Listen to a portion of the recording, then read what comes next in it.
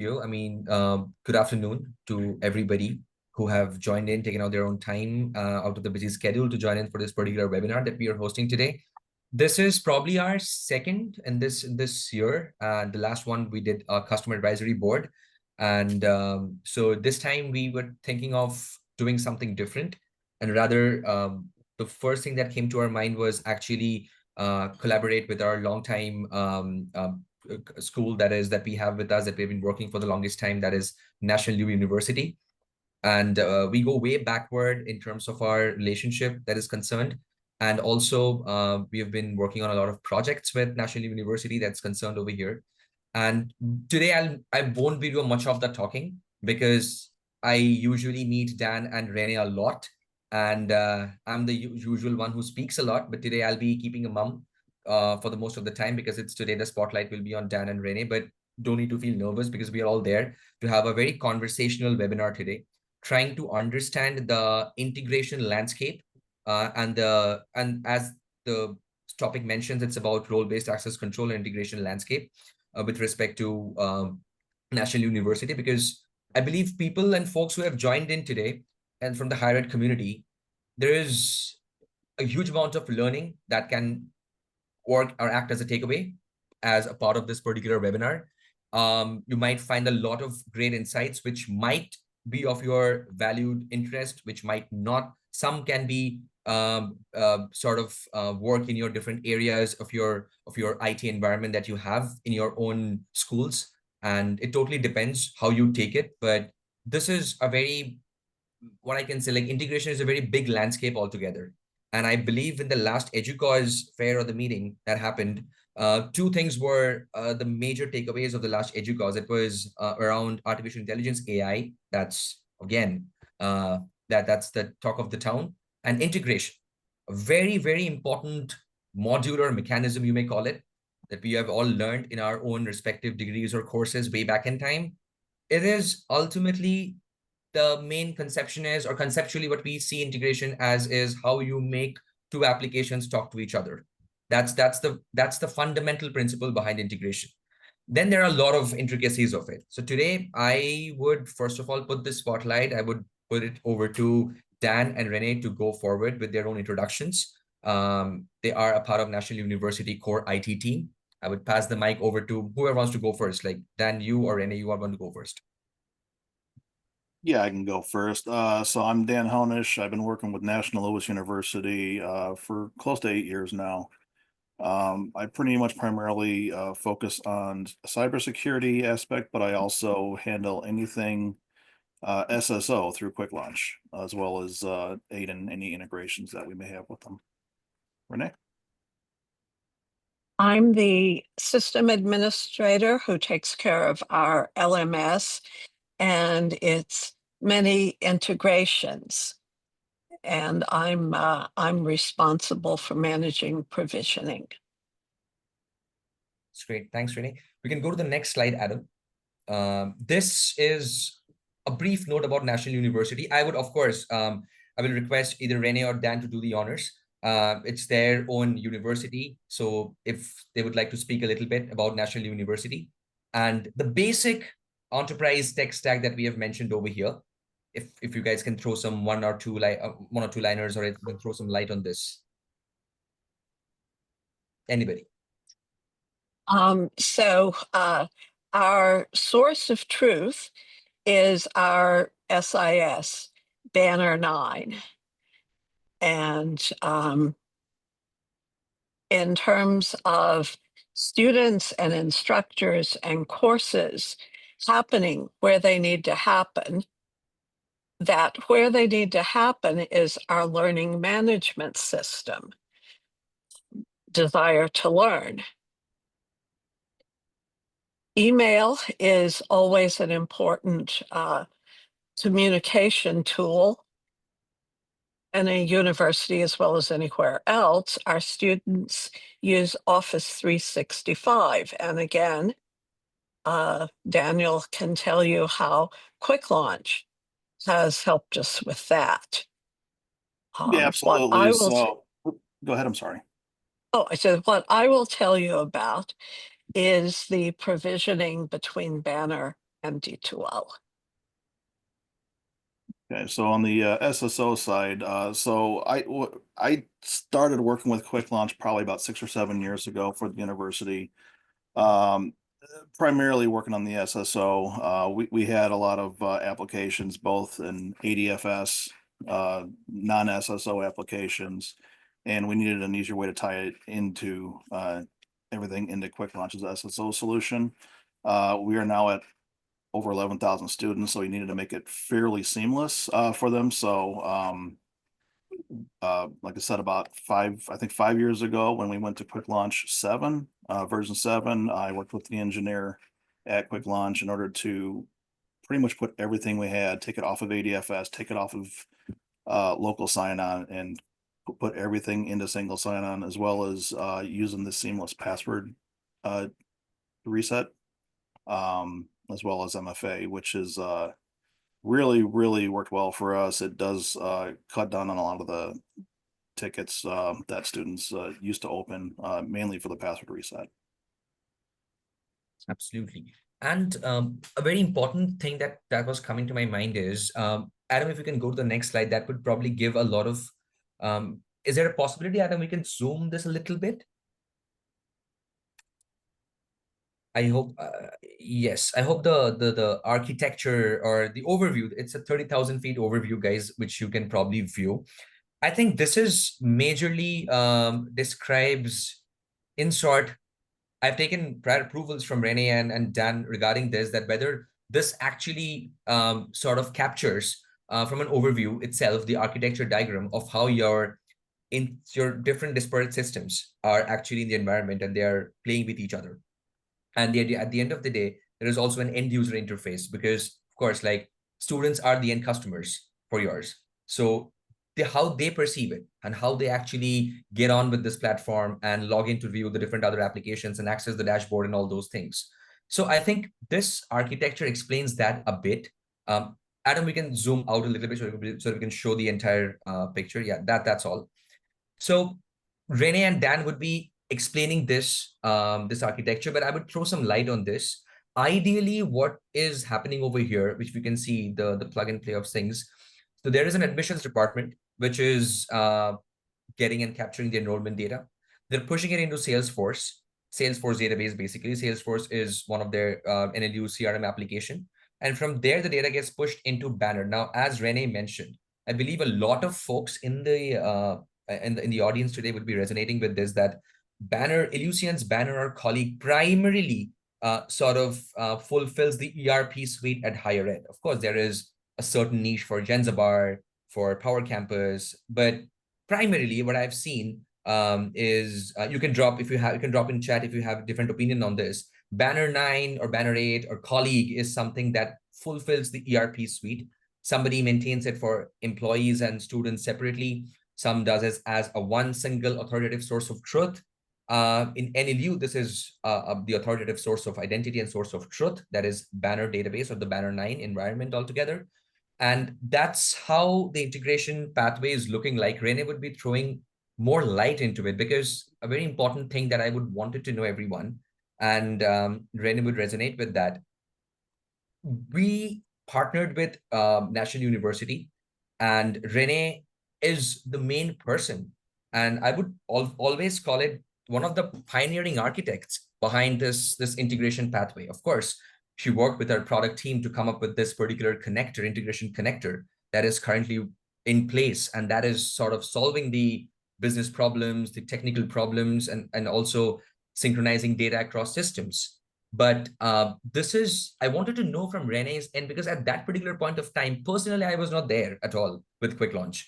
And I came in after this was done. So I got to know the story from my product team, from Renee herself. So I would like Renee to throw some light on this, the inception of this Banner to D2L integration.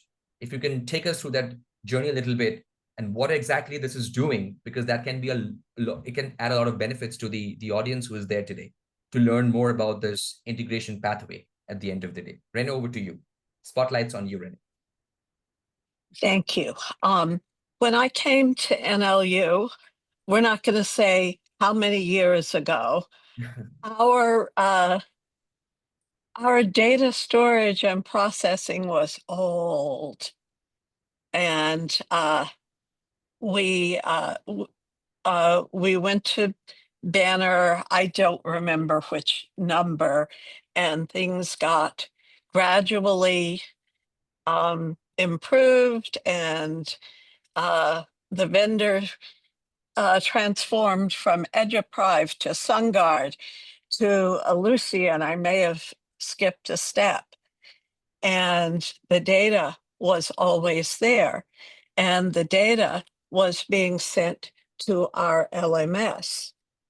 When we went to a new LMS, D2L, an implementation that was completed in 2013, we accepted their standard integration, which they had partnered with Ellucian for Banner, which involved a file-based system of transferring data and also a messaging system to send instant changes. And it was a little bit clunky, but it worked mostly. However, by the time we went live, they referred to it as the legacy Banner integration, which was worrying, to say the least. So I began to get my finger on the growing pulse of the Ellucian ILP, which had a different name when it was just a project in people's minds. But that was slow coming. We were having more problems with the legacy tool, which was getting very little love due to that legacy label. And my boss asked me, would I be willing to talk to this group that had worked with him on another project, which to me didn't sound anything LMS-like. And I trusted him, so I did. And it was pretty scary at first because the quick launch team, I don't think had seen D2L before coming to us. And I wasn't sure that they knew what an LMS actually was supposed to be doing. But the learning curve was very quickly climbed. And I knew a lot about D2L, a little bit about the API calls that would be needed for provisioning. And I knew nothing about Banner, zip. So our Banner lead became an active partner also, and worked with Pranabesh. He and his team worked with Pranabesh on the SQL queries that would be needed. And I ought to say, I mentioned the API calls used to implement the Banner data in D2L, to create an account, to enroll a user, to create a course, etc. Our Banner, at least at that time, did not have Ethos, did not have the Banner API system. So Quick Launch had to work with the Banner team to come up with a different way of collecting Banner data than API calls. And they did. It involved maintaining a table on the Banner server, which shocked a lot of us, but it has been an excellent and safe solution. And it has been working for us, all of this, with some minor improvements since 2018. And I would like to talk about what to me seems like a big key to the success. Before we gave our specs to the quick launch team, we identified stakeholders in our university, and that included academic departments, that included the enrollment team and the academic advisors, and a lot of people that you might or might not think of being related to provisioning, but they all needed to interface with this system and make it work. Paving the cow paths was part of my mission. And it became Pranavesh's mission. When there was a product to test, I would bring in leaders or designated members of these other teams that would be directly or indirectly involved with feeding data to the system. And they would test. And they would say, well, we would normally do this, but I don't see a way. And they would make a change that would become Banner data. And that Banner data would not be implemented the way we expected. And we would figure out why.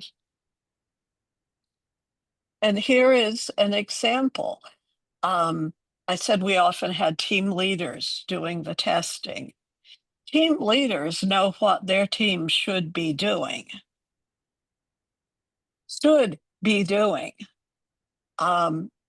We found out that a certain number of unenrollments from courses happened by the advisors deleting a row in Banner, a record, deleted. And that would never have crossed my mind. And the person who was doing the testing never asked us to test that. But that was really happening. So Pranavesh went in and created a special connector for looking at deleted data and making an enrollment based on it. And that was something that wasn't in our specs because we didn't know about it.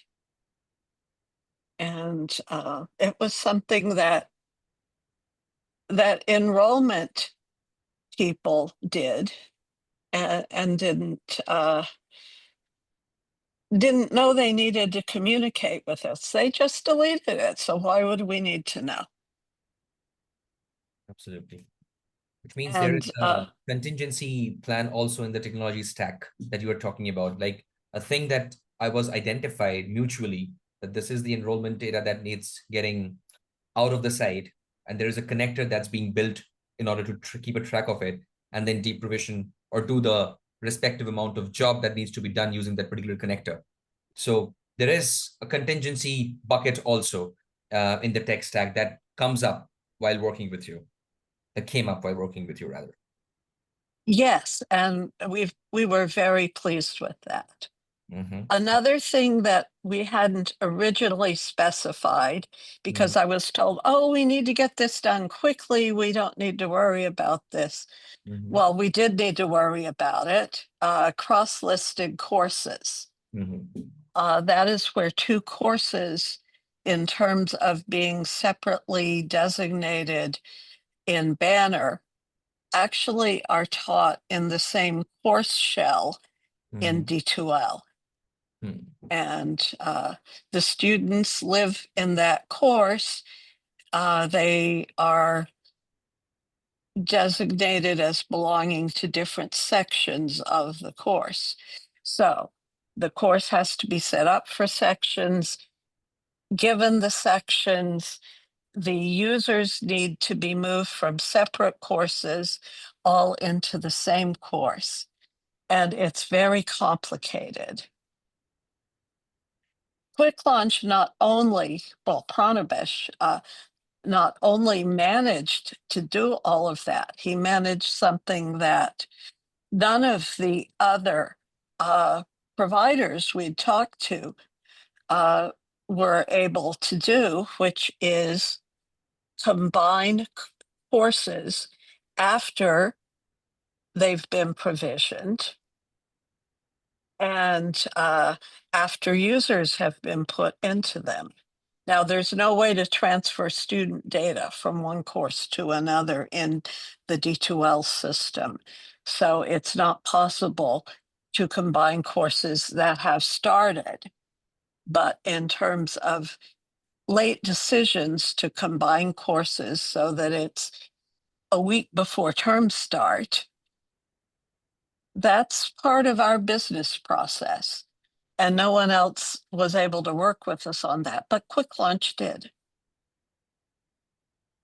Gotcha. This is So really go beautiful ahead. insight, Renee, that you came up with.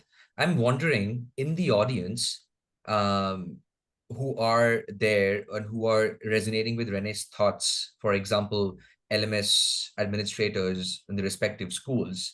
If you have any questions that are coming in your mind, because we don't want it to be a one-sided webinar, if you have any questions in mind for Renee, you can always put it in the chat. I mean, whatever you want to know. I mean, you can resonate with Renee a lot because this is a scenario that I've observed with a lot of other schools too. Every school has their own respective business process when it comes to course allocations inside the LMS. Somebody using Canvas, somebody using Moodle, somebody using D2L. So there would be a different set of business process, and the integration pathway changes accordingly based on that. So that is something to really learn about. I mean, D2L is a very big example that Renee has set. I would, should I just pause for 2 seconds to see if anybody has any questions for us in the chat? 2 seconds was too much. It's too less. I think we should pause for 30 seconds or a minute or so to see if anybody has anything that you want to put it in the chat for us. And let us know, is this turning out to be a very boring webinar, or are we actually delivering something of value? Because if you don't speak up or if you don't put it in the chat, then it'll be difficult for us to understand.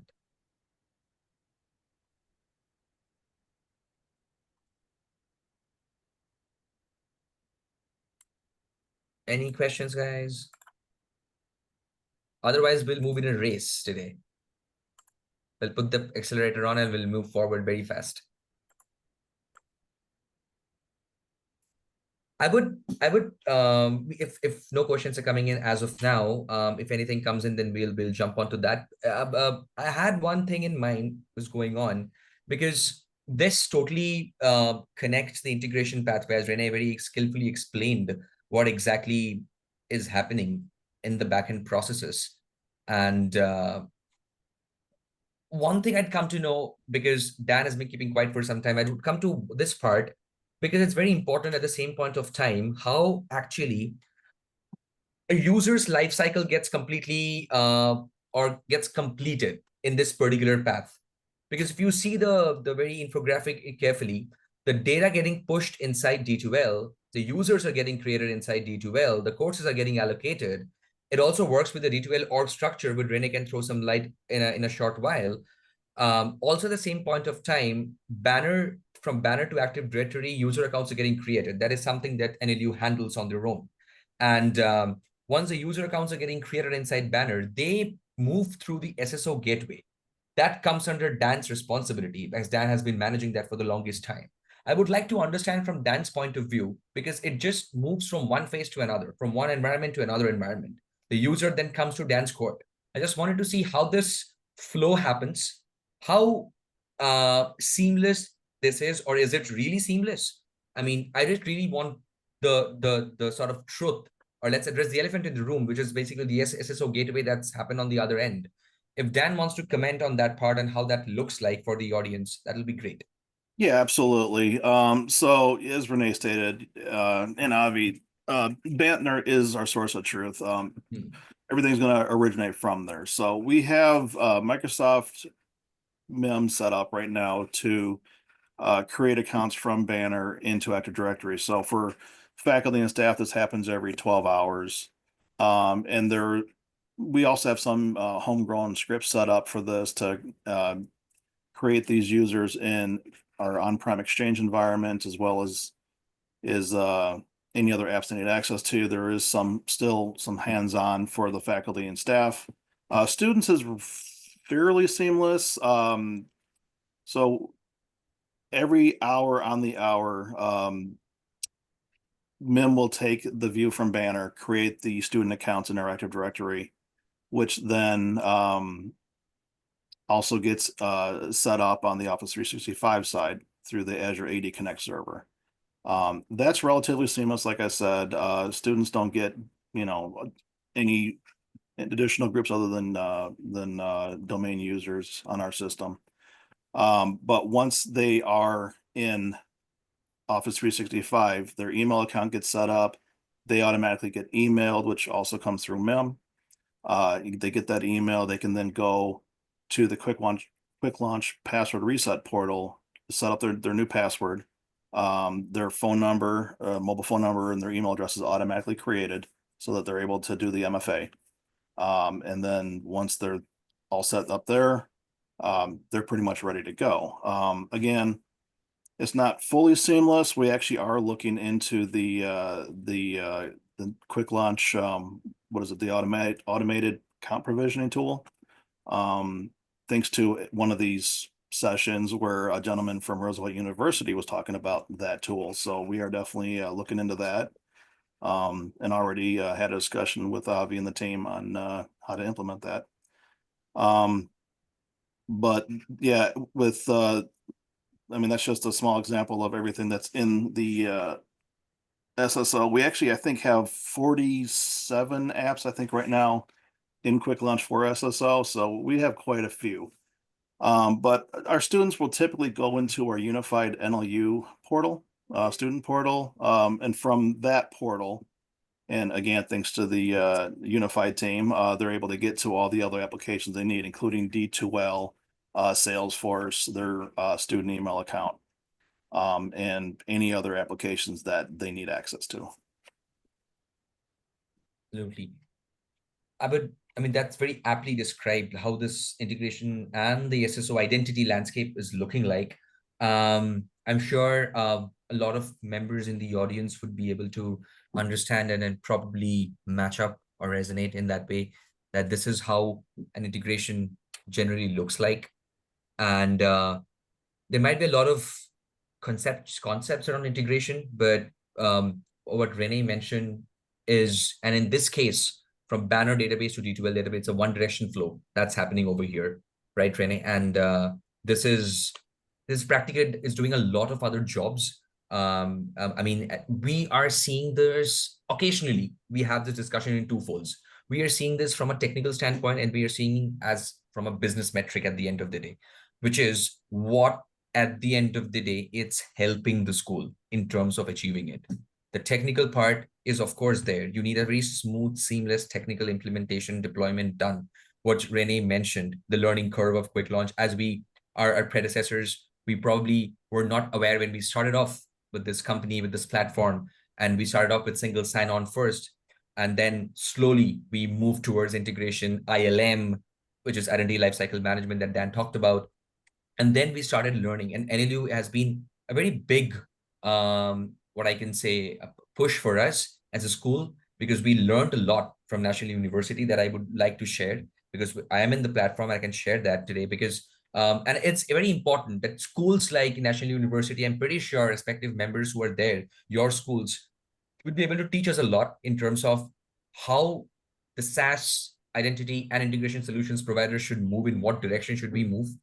And being organizations like of our stature, we would like to understand more in terms of your environment, in terms of what are your learning management systems, how well integration can be defined in the coming days. Because I heard from the Microsoft CEO quite some time back that SaaS is dead, and AI, or they have named something else like AI DaaS or AI agent as a service is coming onto the picture.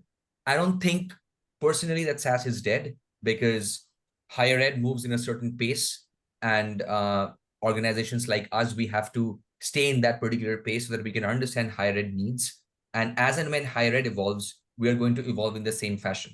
I don't want, and nobody needs to overtopple one another and create solutions which might be extremely cutting edge, but right now not needed in the higher ed landscape. We're far beyond that. So I think those things are pretty important as a culture that gets inculcated. And schools like NLU help us to sort of understand those those values, and how we can actually come up with them and develop certain models, custom integrations that would help the university in the longer run. From Renee, I would like to understand a little bit, and probably a lot of people in the audience would like to understand a little bit.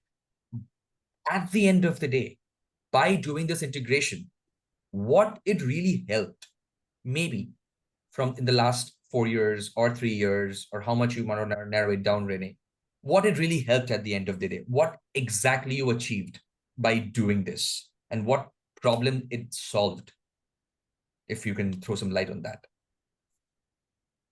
Well, it solved a problem that we had a deprecated provisioning system, and we needed to modernize in one way or another to stay in business. But it also, over time, increased the trust of the system as making sure people had their courses in D2L, that instructors had their students, and students could see what they needed to see, and all of that. And there were enough errors that were hard to detect and fix proactively in our legacy system, that the trust was not high. And I would say that over time, the trust has really improved, and people learn that they would say, oh, there's a problem, I'm not in the course I'm supposed to be in, my student isn't here. Well, it would generally be user error. And, they learned over time that the system did not mess things up for them. They did it themselves. But yeah, so I think trust and seamlessness. And for me personally, I can relax and do other things that I need to do to make it our best learning environment we can have, because I'm not spending hours going over Banner extracts to see what went wrong. You never want to look humanly at a Banner extract, and Excel can't load them. So it took a clumsy, outdated process and made something manageable. And that is so appreciated. Absolutely. I took some liberty, Renee, and I mentioned that if Adam, can we go to the next slide, please? I mean, this sort of like what we understand as a part of the integration, the benefits in the longer run, like student and faculty data synchronization from Banner to D2L, as we mentioned, it's a single flow that's happening. Working with D2L org structure from a top-down approach. This is something, Renee, you can throw a one-liner or two-liners about the D2L org structure, how it Sure. sort of works with that. So in D2L, a course isn't a standalone thing. A course belongs to what in Banner is called a catalog course, and in D2L is called a course template. And that is part of a department. It inherits from the department, and the department from a college, and the college from the institution. And so the information for what departments, what catalog courses there are, what colleges, that comes from Banner. Quick Launch worked with our Banner leader and made connectors to create those things as they got added in Banner. That's important to us, that it's there and it's top down and it's what we expect it to be, because we can apply certain processes to, say, all math courses. We can do a D2L only enrollment of a math chair into the department, the D2L department of math, and they, in a way that lets them cascade into all present, past, and future math courses. So that org structure needs to be there, and it needs to be correct. And I don't know if Quick Launch had ever heard of that before they came to us, but they made it happen and made it work.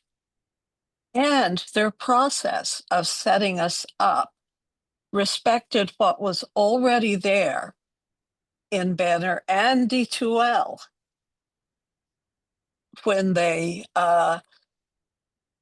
built the current connection system. So that is very much appreciated. Absolutely. So, and also, meanwhile, as Renee was speaking, Adam corrected me by saying that if at all anybody has any questions, please make sure to put it in the Q&A section instead of chat.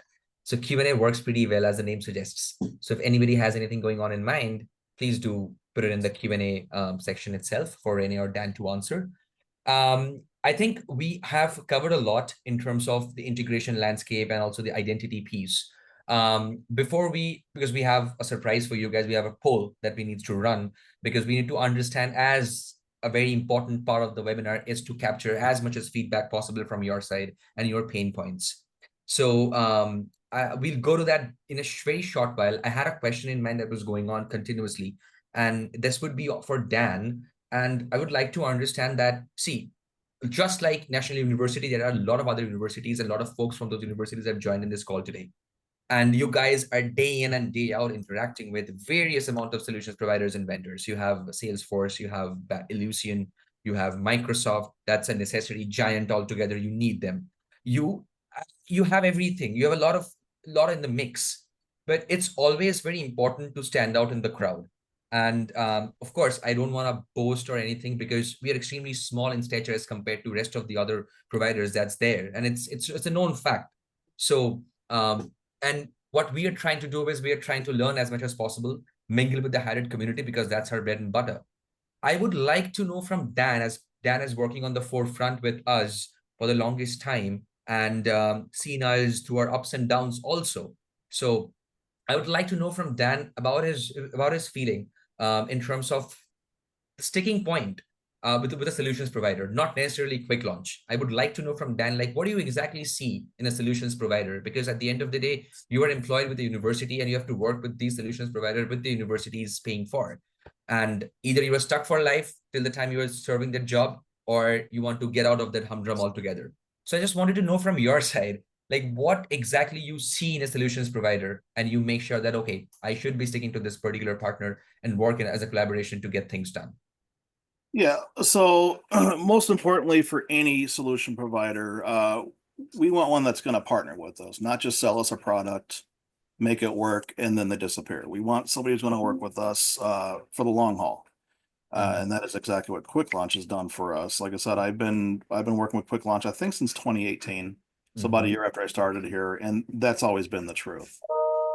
Anytime something comes up, anytime I need a special integration, for example, when we did upgrade to QL7, gosh, I think that was back in 2019, 2020. We have an on-prem, what is that product called? Oh, I can't think of it right now, but we have an on-prem SharePoint. Thank you. Sorry. Yeah. So an on-prem SharePoint solution that we're stuck with it. We have to keep it. We have to support it. We don't like it, but it's what we have. So that was the only thing that we had left on our ADFS servers, which is what we had before Quick Launch, and we hated it. So we didn't have 100% SSO. You know, our users can log into anything, SAML, you know, into Quick Launch, but as soon as they hit SharePoint, they have another login. And they didn't like that. I didn't like that. And Quick Launch definitely proved themselves on that project. They made the SSO work on it.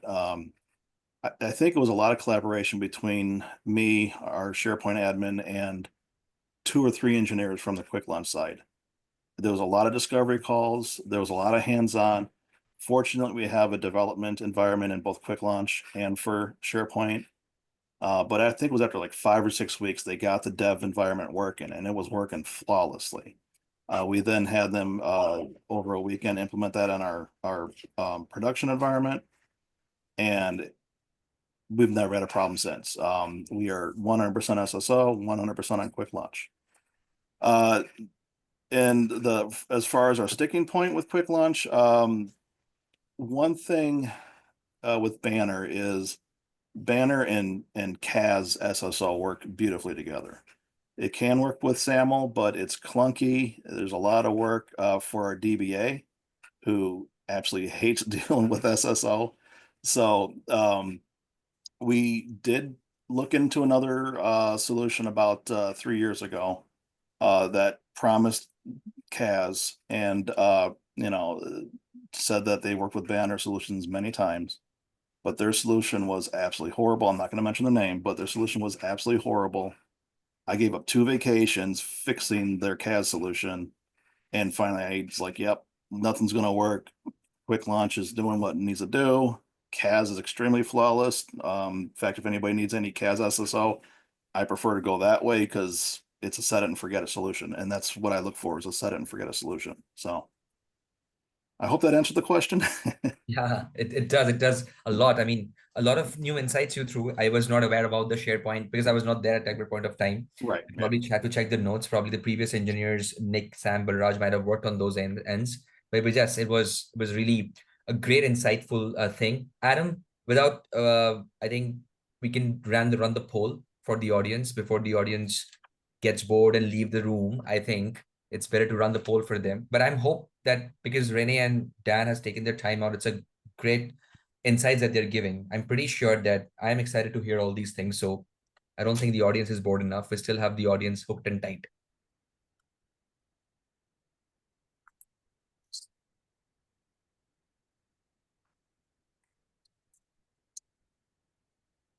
Adam, should take 30 seconds for the poll, or how much do you want to give? Yeah, 30 seconds is fine.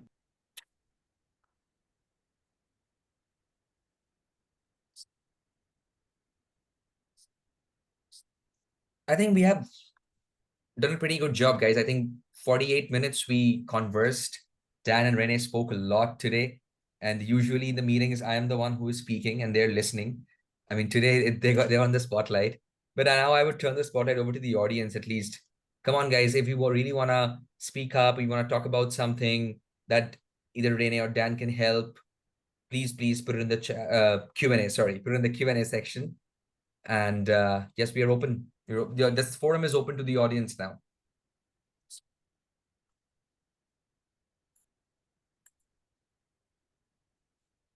Or was it a very out of the world session that you guys have completely spellbound?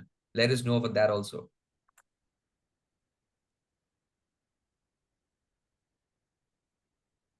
Oh, we got a good poll. So what I'm seeing is, what is the biggest IAM challenge right now? 43% mentioned as managing multiple logins and user access. 14% mentioned as high volume of password reset requests. 29% goes to security risk and compliance concerns, which are sort of intermingled together. Onboarding and offboarding inefficiencies, 29%. It's my hunch, whether it's relying on scripts or something. And data integration between two systems is 43%. Again, like, it's more or less inclining towards integration. Password resets are still a problem. If it's still a problem, then I think you probably need to take a look at your environment, probably look for some self-service password resets over there, because those are the ones that are going to be lowering your ticket size, as Dan mentioned. And yeah, I mean, a good poll. I think a lot of people are talking about integration today. This can be the new topic. Probably the next webinar can be thoroughly about integration and all those angles. But yes, I mean, any questions, guys? Anything that's coming from your end? If not, then I have to let Dan and Rene go, because they have spared that lot of time.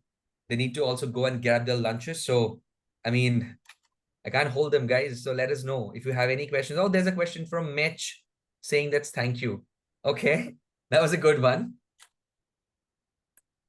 Great. Then if there are no other questions, Adam, should I wait for a couple of more minutes? What do you suggest?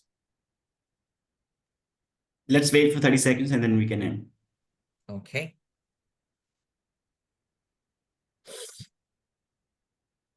"30 seconds want to be swept by right now itself." But again, like, I would really extend my heartfelt appreciation and thank you to Dan and Rene for taking out your time to do this. We really, really appreciate a lot. I mean, on the behalf of the entire organization, extremely thankful to you for doing this.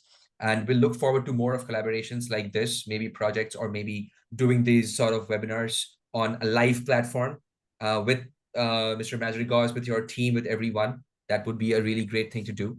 But yes, thank you so much, guys. Thank you so much for doing this. And thank you, the entire audience. Adam, for pulling this through.